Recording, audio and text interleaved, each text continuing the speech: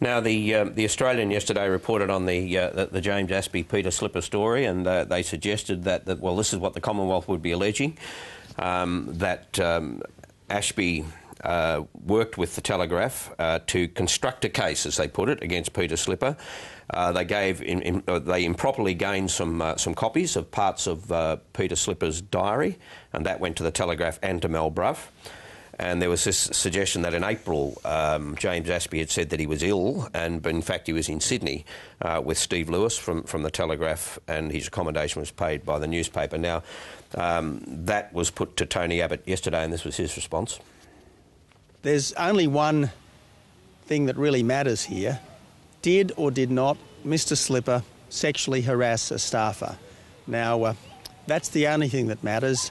That's now before the courts, and let's see what conclusion the courts come to. Thank you. Thank you.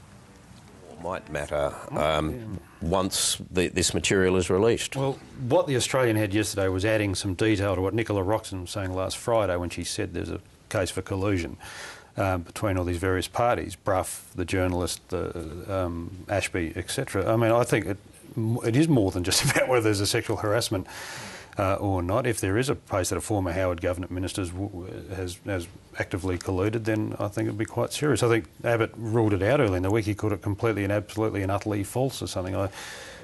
We don't know. It's all in this affidavit. And with the media angle to this as well, you'd think, given everything that's gone on in the UK with News Limited, that they would be absolutely scrupulous in terms of the way they go about these things. Yeah, but people who have taking legal cases go to the media all the time. This is hardly news. I mean, this is very common. You go to the media, you go to a PR company. I'm not saying I approve it, but it's very common. You go to a PR company, you go to the media, you go and seek advice from others. This is not unusual. It depends how that relationship worked, and when we see the text messages and the emails.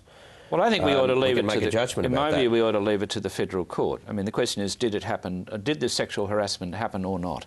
That's the essential question.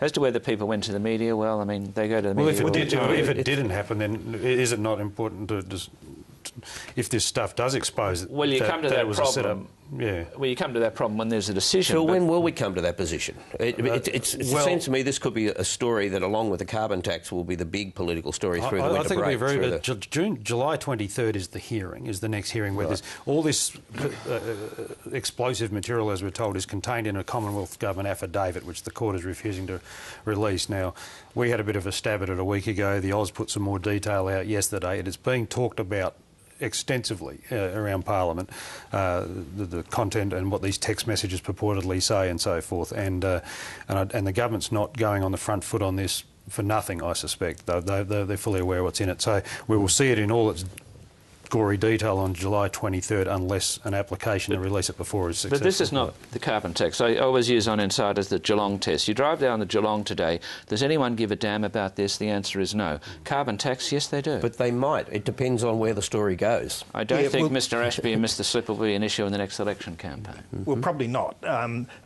Almost certainly not. But it isn't just about whether or not Peter Slipper was involved in sexual harassment of a staff member. The Commonwealth is saying to the Federal Court of Australia that there was an abusive process by people involved in taking the matter to the court. Now, that's a serious allegation. It's got to be tested by the court, but I think that is as serious. To abuse the legal process for a political outcome is as serious as allegations about behaviour. Yes, but you would expect one party to a case, in this case the Commonwealth, to put its case as strongly as it can, and you would expect the other party to the case to put its case as strongly as it can. I think we ought to leave it to the federal court. Oh, yeah, that's just exactly what I said.